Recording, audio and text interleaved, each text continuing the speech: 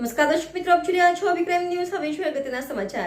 રાજકોટના ઉપલેટામાં શરૂ કરવામાં આવ્યું મેગા ડિમોલેશન. ઉપલેટા તાલુકાના હાડફોડી ગામ પાસે કરવામાં આવેલ દબાણનું ડિમોલેશન ઉપલેટા નગરપાલિકા અને વિવિધ તંત્ર દ્વારા હાથ ધરવામાં આવ્યું.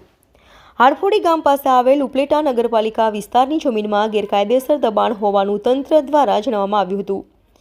નગરપાલિકાના અધિકારીઓ, મામલતદાર તેમજ ડિપ્યુટી કલેક્ટર સહિતનાઓ રહ્યા ઉપસ્થિત. જમીન પર થયેલા દબાણ અને જમીન પર કરવામાં આવેલા વાવેતર પર જેસીબી રોટાવેટર ફેરવવામાં આવી રહ્યું છે. છેલ્લા ઘણા સમયથી નગરપાલિકા વિસ્તારની જમીન પર દબાણ કરવામાં આવી હોવાની વાત સામે આવી હતી.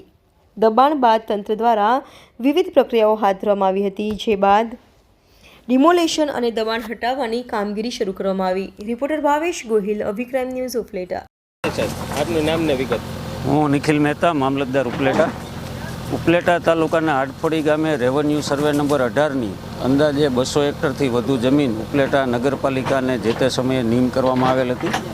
ઉપલેટા નગરપાલિકાને નીમ કરવામાં આવેલા જમીનમાં મોટા પાયે દબાણો થઈ ગયેલા.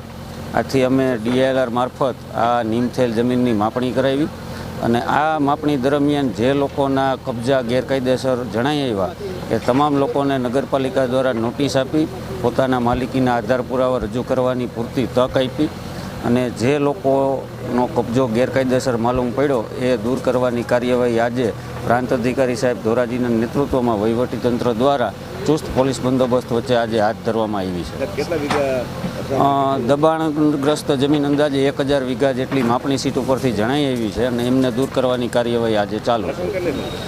વીઘાના 8 થી 10 લાખ ભાવ ગણીએ તો અંદાજે 80 કરોડથી 100 કરોડની કિંમતની આ જમીન થાય.